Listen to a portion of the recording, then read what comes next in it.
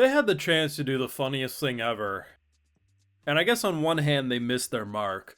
On the other hand, maybe it would have been too much.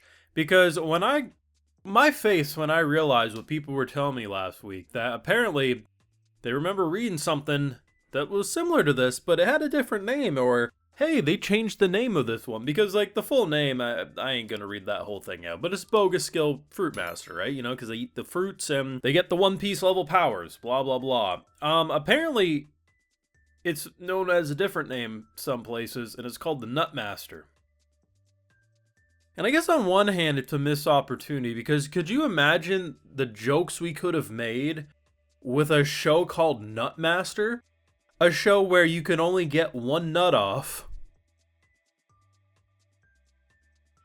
I'm sure there's gonna be some neckbeard that will get upset, be like, that's too immature, we shouldn't be making jokes like that. But the comedy writes itself. And on one hand, I think a show that is clearly trying to be the most 5 out of 10 series known to man. I don't think many people would even get mad if you called it a dumpster fire, to be fair. It's not bad, it's just nothing good or exceptional. Like, it knows what it can be. Nutmaster maybe is an appropriate name, but God bless anime, man. This shit is just... I always leave wanting more. Of course, if you want to support my work, see my full uncut thought to any of these episodes, I do got a Patreon where I got full uncut live reactions over there, if you so wish. So episode 2 is an interesting beast. I really think saying this is a 5 out of 10 anime is incredibly fair. If anything, some people will say I'm rating it too highly. Of course, there'll be some people saying I'm rating it too lowly. But this show does not give me the impression it's trying to be amazing. And I think if this aired on any other day of the week, I probably wouldn't watch it. It's saved by the fact that it airs on a day where I'm not going to be watching much anyway. Production is not going to blow me away. It is clearly going to be a very average production. But I do enjoy having one show a season that I do kind of just sit back and I say, man, this is hitting a lot of different tropes, but I have a fun time. And hell, once in a while they might do something where a man takes a broom, amplifies it to be like it's steel, and smacks someone who looks like he's had plastic surgery for days in his jawline into a wall. And that is very fun. And there's different elements throughout the show that I think I'm going to enjoy. The biggest highlight so far is actually unexpectedly the fact that they wrote a child to just be a child. Nothing creepy or perversion there. It's just dude got set up to be adoptive father against his will, and she's just a little kid who's oddly cute and doesn't do anything weird, which is surprising. They did go the route, which I thought, it's slightly twisted, but with the whole Lena stuff of I don't know you, it was just bullshit. It was to kind of save face. Kind of ties into the main dude of the party she was with being a top level douchebag. He's basically 1 or 2 steps away from slavery. Like he says something along the lines of, if I win or if I if I leave him be and, you know, he's fine, you'll be mine for life or something. It's like he pretty much just said slavery under a different name, let's be 100%. And through watching this episode, it's not like there's red flags or bells being alarmed, but there's nothing remarkable about it. And there's a lot of stupidity. I mean, you can look at the last episode, right? Dude literally kept 2 giant crates or 3 giant crates of essentially poisonous fruit. And he didn't have the logic to tell the child in question that's living with him, don't touch. Hell, he shouldn't have even told, he should have said that, sealed the top off so she couldn't get into it. Okay, mistakes were made, they almost died. Is what it is. The damn crates are still there. Now granted, said child does know not to eat more, but she is going to be taking some because she's like, hey, I wonder if this will come in handy. Now, what's probably going to happen is what I said last week, like, hey, you know, like you literally have the ability to eat multiple and not die. Pound them shit back like the Hershey's chocolate or something and see what other abilities you get. Most likely they're going to run into an issue.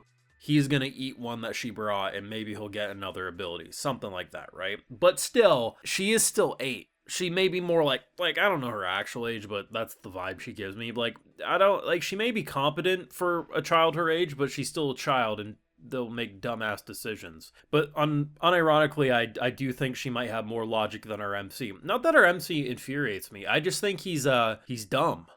There's just elements about him that are actually stupid, but without being infuriating, just more like, this man ain't that smart. And I do get the impression that this is a show that is cutting a lot out. I did have people say last week a lot was cut out, like how he got his sword and just other moments, and I definitely can see that. But it almost felt to me like the distance between him being told no by Lena to her being like, I don't want to do this, and then he's like, yeah, well, we're doing it, and then them having a showdown. It did feel like we probably cut some chapters out there. Like, there was a lot of in-between stuff. And I think what the show does is it hits the beginning, the middle, and the end. Like, that's what it feels to me. It doesn't feel like it cuts in a way that it just jumps from one end to the other. There is a in-between moment, but it feels like we're missing like 2 or 3 other in-between moments to make it feel more fleshed out. And in doing so, that's probably why it does feel more 5 out of 10 than maybe a little better than it could have been. Possibly. I could be mistaken. But with all that said, am I still having fun? Yeah, I honestly am. It's nothing remarkable. And really, is there anything specific about it that's really making me say, damn, like, you should go watch it? Not really. I just, at this point, I think it's funny that a show that was originally called Nutmaster is doing some of the shit that it's doing. And also, I just kind of want to watch to see the nun woman get her punishment, because she's a top level bitch 100%.